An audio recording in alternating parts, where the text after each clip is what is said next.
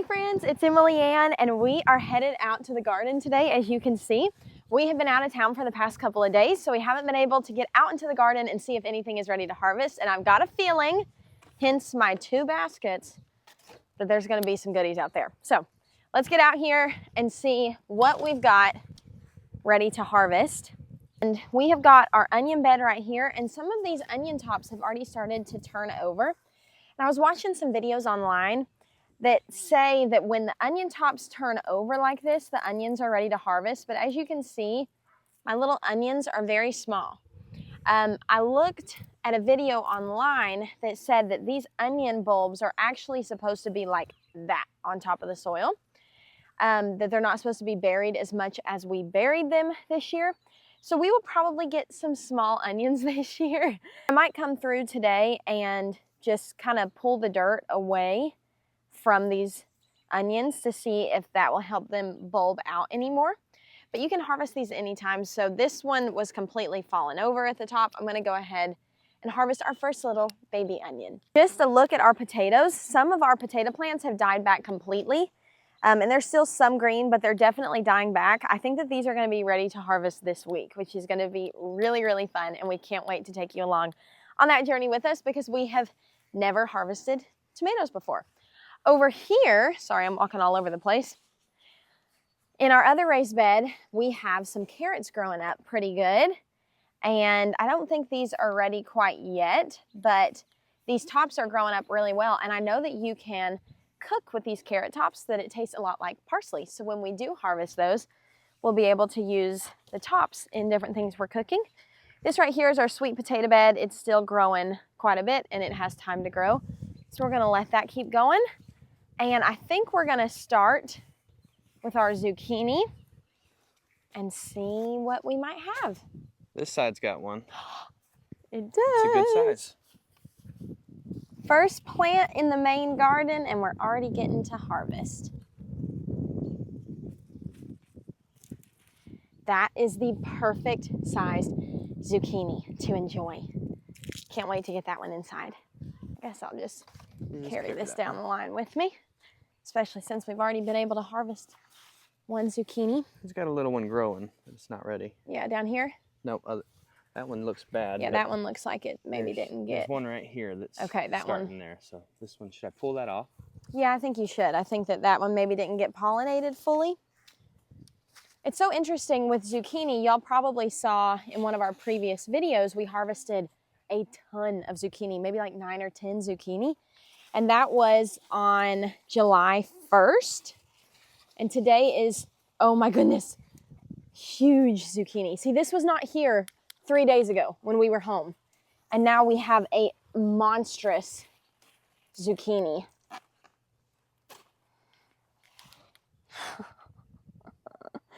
They grow so fast. What is that goo? So as you can see, they grow very quickly. But there's another one. You've got a small one over here that's starting to grow too. It's not ready yet though? It's not ready yet. Okay, and then we've got another one over here that I think is the perfect size. I always like to harvest them when they're like this. This is about the size that they are when you go to the grocery store to buy a zucchini. You're not ever gonna see one on the shelves that are much bigger than this. And so that's what I like to harvest them at. In comparison, you can see right here to that. So we can still use this and we can make some yummy zucchini bread or freeze it for other projects later on. But it's amazing, like we went probably over a week without any zucchini out of the garden. And then I'm sure today, obviously we've already gotten 3, will be a pretty big zucchini harvest. They definitely come in like successions. We've got a perfect one over here. I'm so glad we're able to get out here today before these things get too huge. The top ripped off of that one, so we'll have to cook that one up. Perfect size. See if there's any more in here. You've got one started over here, but not ready. Not ready. All right, we'll be out in the next couple days to grab that one. I think I see another over here, baby. Is it? It could use a little longer. I think that's actually perfect for eating. Okay. Perfect. They're hard to find in these big plants. Yeah, they are. There's one started in there, but not ready yet.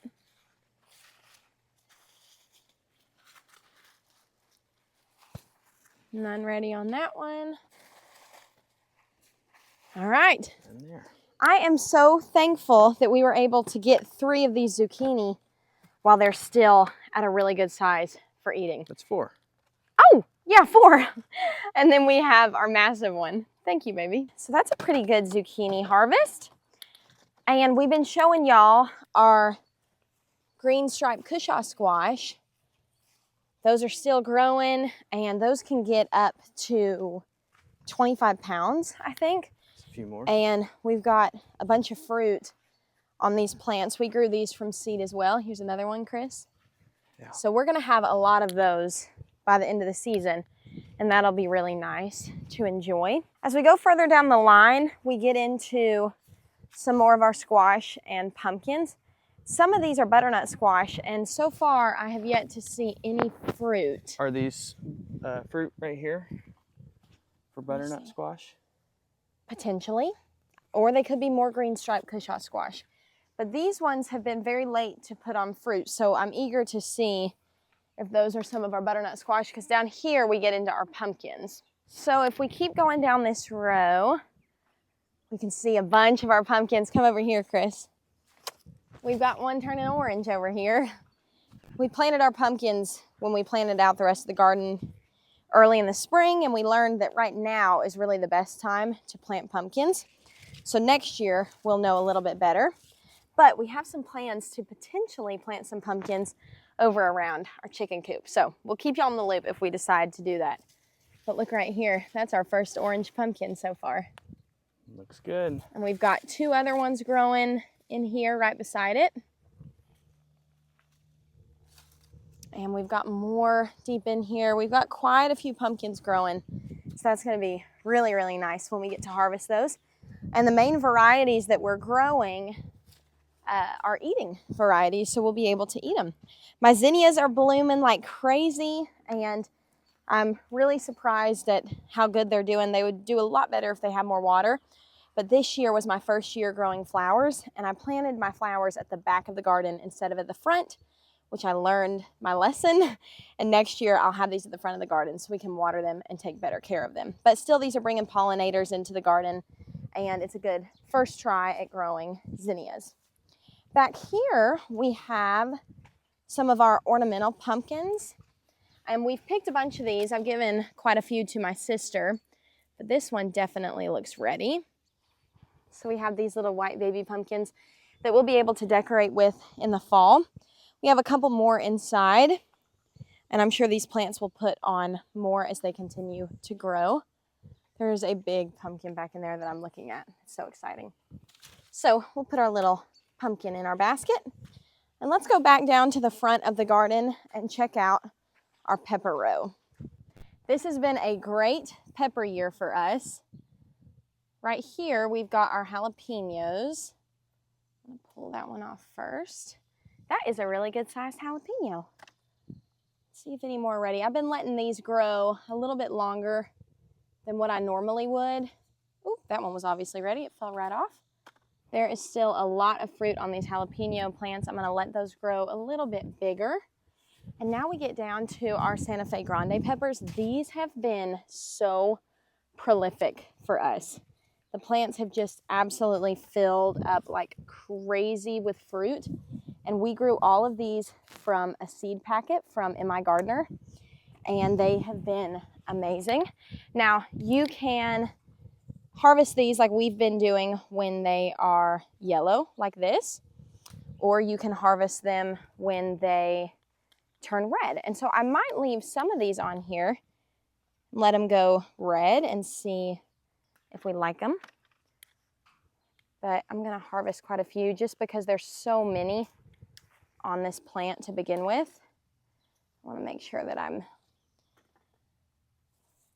What you should do is just leave one plant specifically and like say, hey, I'm gonna let that one turn completely red. Maybe I'll do that with This one over here, that one probably looks ready to harvest, but we'll let that keep growing. There are so many peppers on these. It's amazing.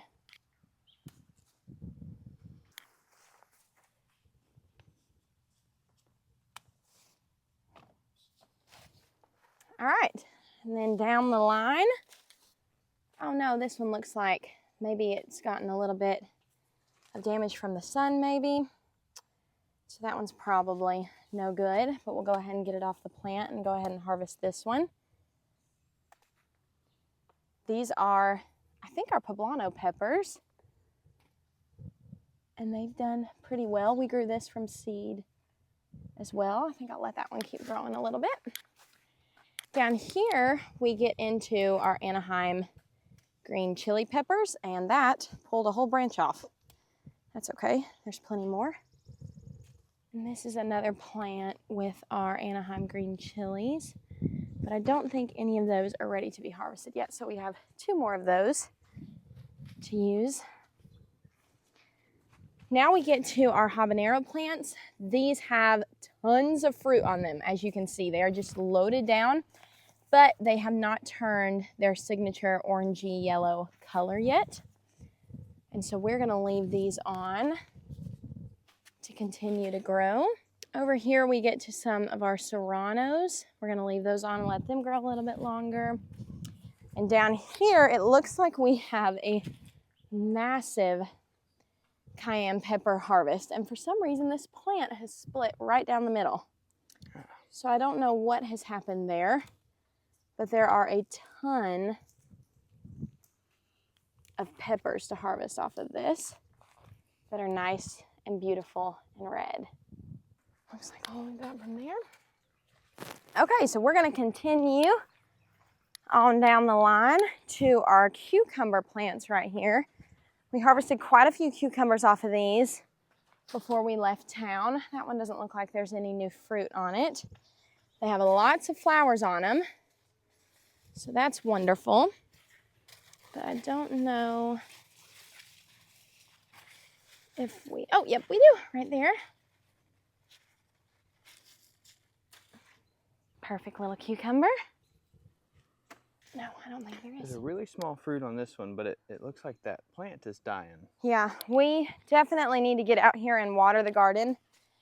If y'all have been following us, you know that we have been letting the rain water our garden, and that's worked really good for us this year.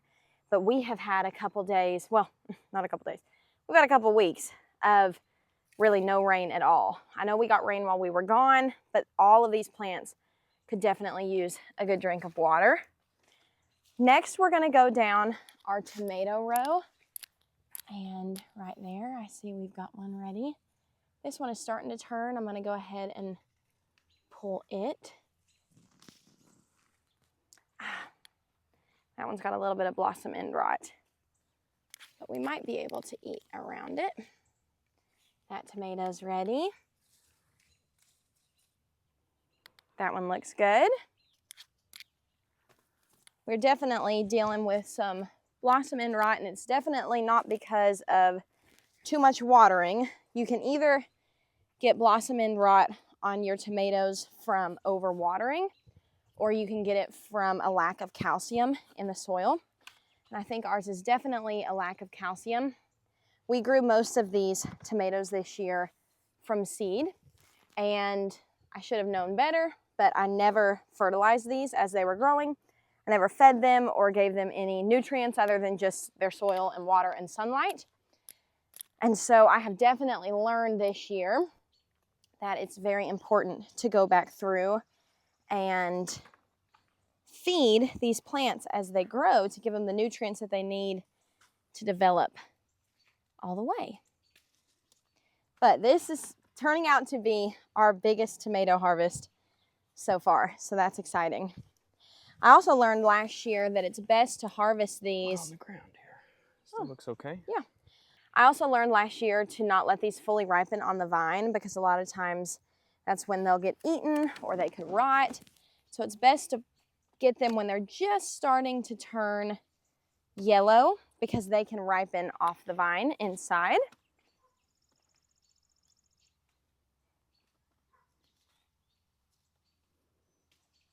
that big butterfly in the garden.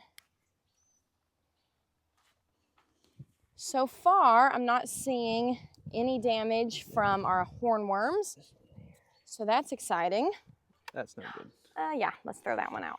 We had a problem with hornworms out in the garden, and Chris and I bought a black light and we were out here hunting them. See, we've got a lot of blossom end rot on these tomatoes this year. But the only way to grow is to learn by doing, and next year we'll know to do better.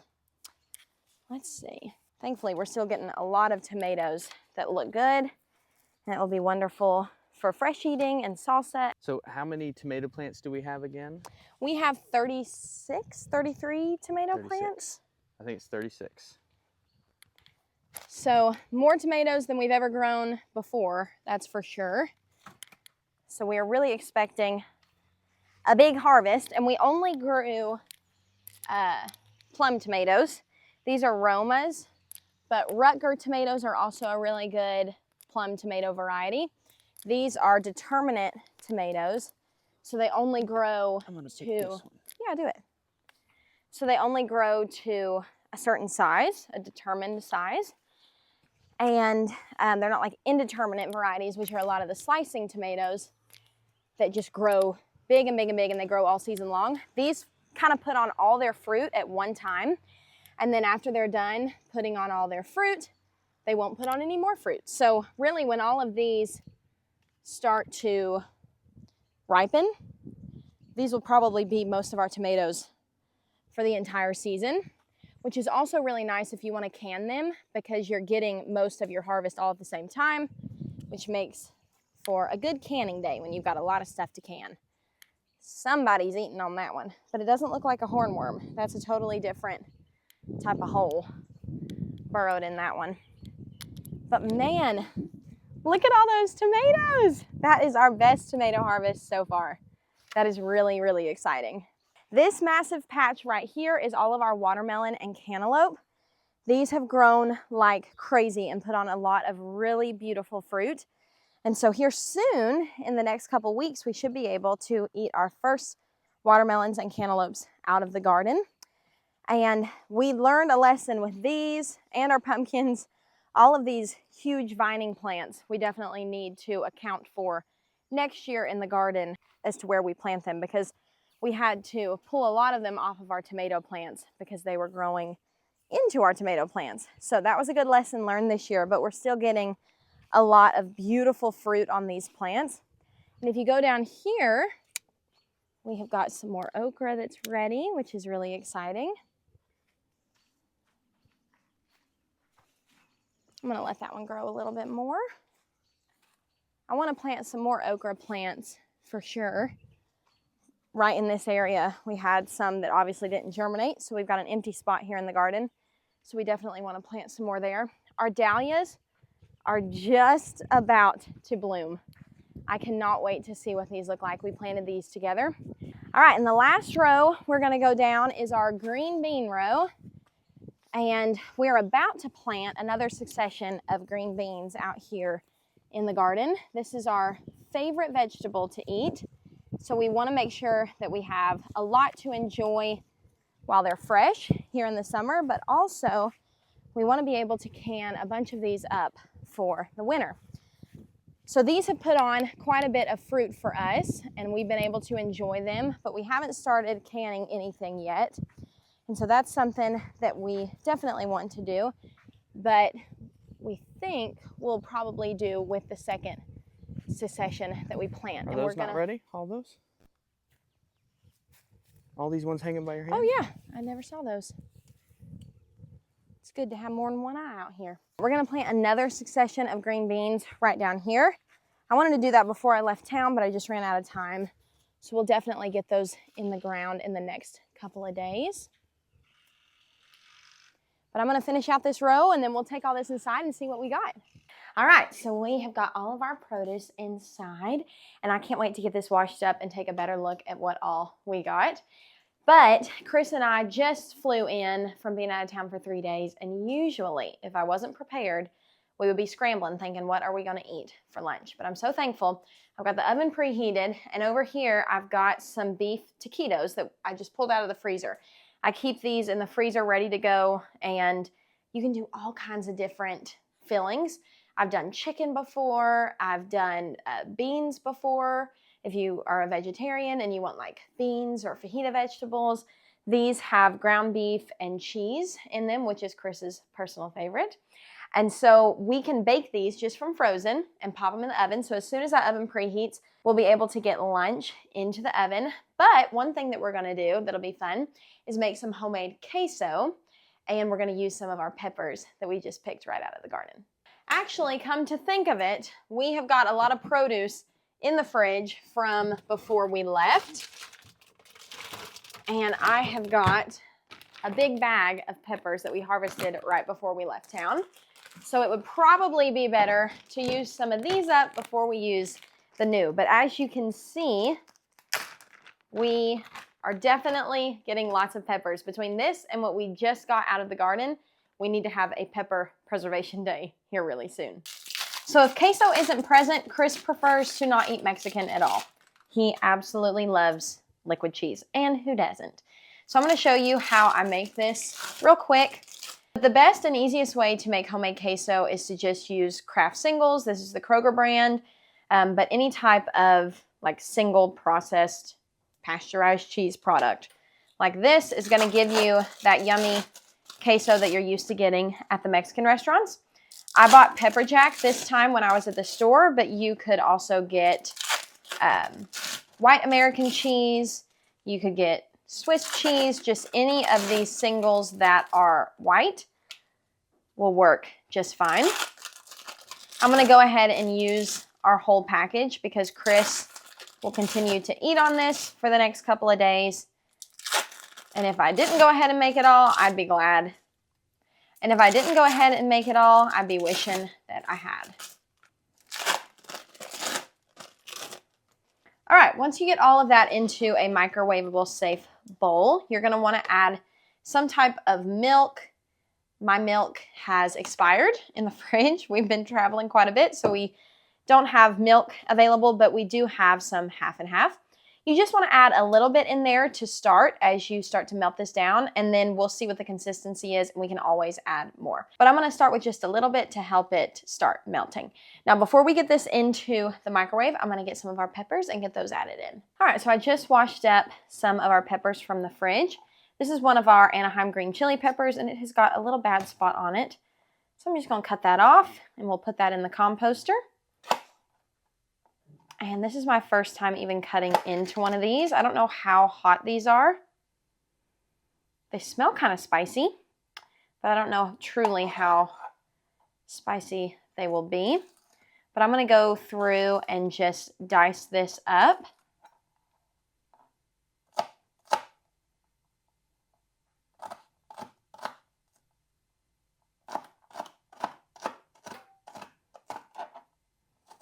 And I have learned the best way to get all of the insides and seeds out of your peppers is just with a spoon, especially if you are using jalapeno peppers. A spoon will just pull all those veins and seeds out so easily. Since we're using pepper jack cheese as well, we probably only need one of these peppers. I'm going to try just a bite of this. Okay, that definitely has some heat, but it's not overwhelmingly hot at all. So that's good. So I'll use our little baby serrano pepper as well.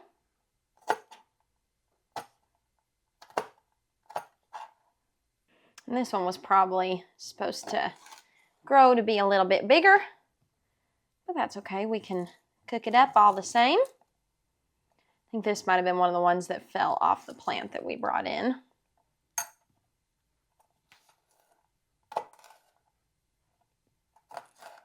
Those Anaheim green chili peppers are not too spicy at all, so that's really good to know.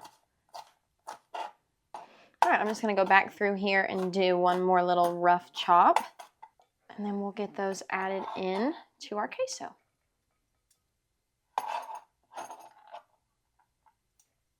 And then the last thing we're gonna add to our queso is just a couple dashes of cumin. I think that this gives it that yummy signature queso flavor like what you get at the Mexican restaurant.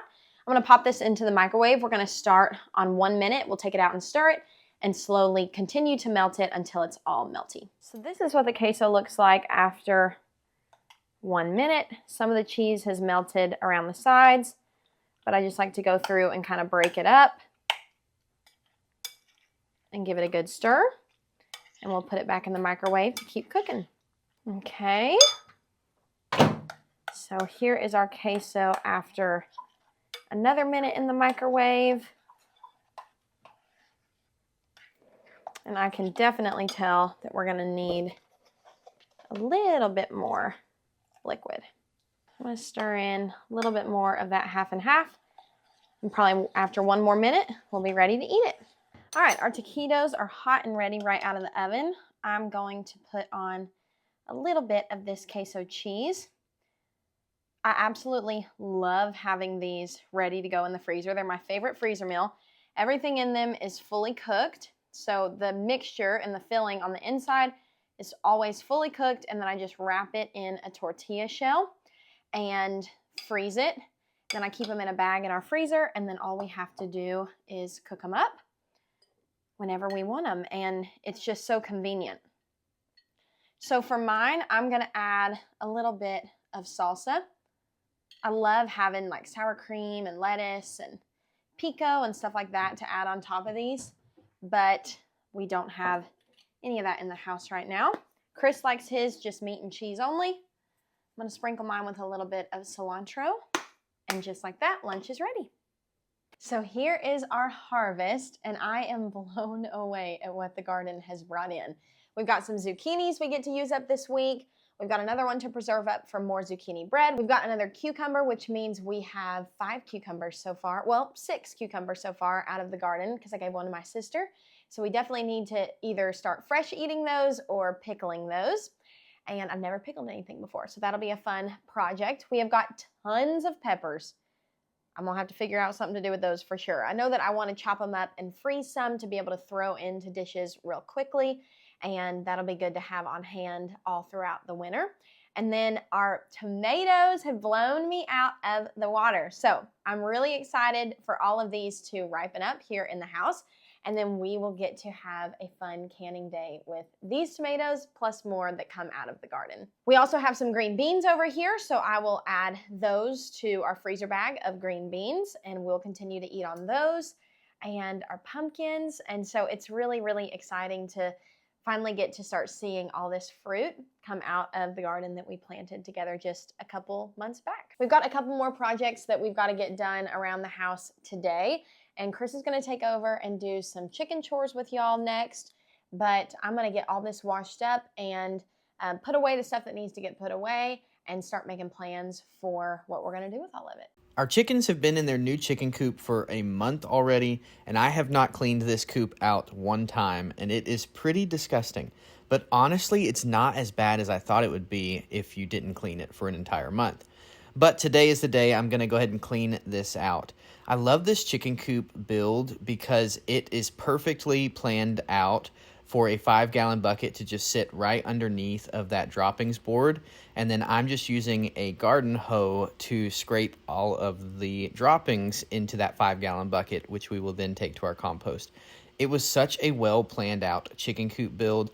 And if you guys missed that video and you're interested in building a chicken coop, I highly recommend this build plan. It's not my plan, but I did follow it, and I put all of the instructions and details in the description of my video, so I will put that on the screen now if you guys are interested.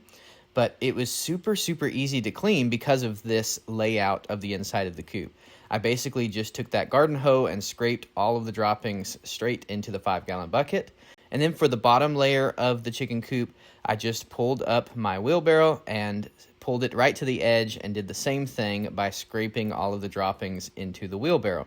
Cleaning this chicken coop out was so easy. It probably only took me about 5 or 6 minutes to clean out the entire coop doing it this way. So I'm very happy with how easy that it is. I will also say that we used this stuff called Sweet PDZ in our chicken coop.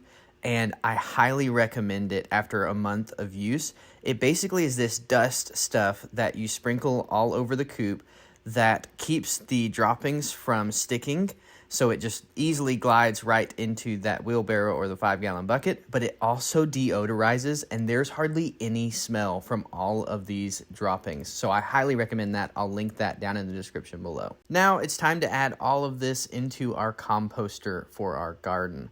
I was a little bit worried about that sweet PDZ stuff and it being healthy or safe to add to our compost, because we do use this for our vegetable garden and food that we eat. But after doing a little bit of research and reading the bag of the version that we got, it is completely natural and there's nothing in it that will harm you. And it also says on the bag that it is great for using in compost. So not worried about that, but I am glad that I checked and thought about that. We have had our composter for probably a year now, and it has held up great, and we have absolutely loved it. It was so affordable off of Amazon, so I will also link that down in the description below in case you guys are interested in a good composter. Then for the inside of the chicken coop, we now have to add back that sweet PDZ. This stuff is, like I said, so good, and I highly recommend it. It just absolutely gets rid of all of the bad smells from a chicken coop. And no one wants their chicken coop to smell bad, because they would never want to go out there and check on the chickens or feed them or get their eggs. And so I'm definitely a big fan of this sweet PDZ, and I'm going to be using this as long as we own chickens, I'm sure. An update on our chickens is they still are not laying eggs. And from the research that I've done, I think that we're getting really close. So they're probably going to start laying within the next 2 months. And when we get our first egg, like, Emily and I are going to be so excited, because it feels like we have worked so hard just to get to this point. But that should be coming soon. After getting all of that spread out, this is what the coop looks like. It's not perfect, but it's much better than it was. And now for the last chicken chores, I'm going to give them some fresh food and water. We only have to feed and water about every 3 days, and that is with 7 chickens in our coop. We also supplement with some scraps from the garden, like the watermelon you see here. But it really is not that much work owning a chicken coop. It's not as much as I thought. We clean once a month, and we give food and water about every 3 days. So it's really, really easy. And if you had a bigger container for your food and water, it would be even less work than that. So I'm going to get them fed, but thank you guys so much for watching this video and for being here. We really appreciate you guys spending this time with us. Make sure to leave a comment down below what you guys want to see next, and make sure to subscribe to our channel, because we have so much more garden content coming soon. You guys are not going to want to miss this. We'll see you guys on the next one.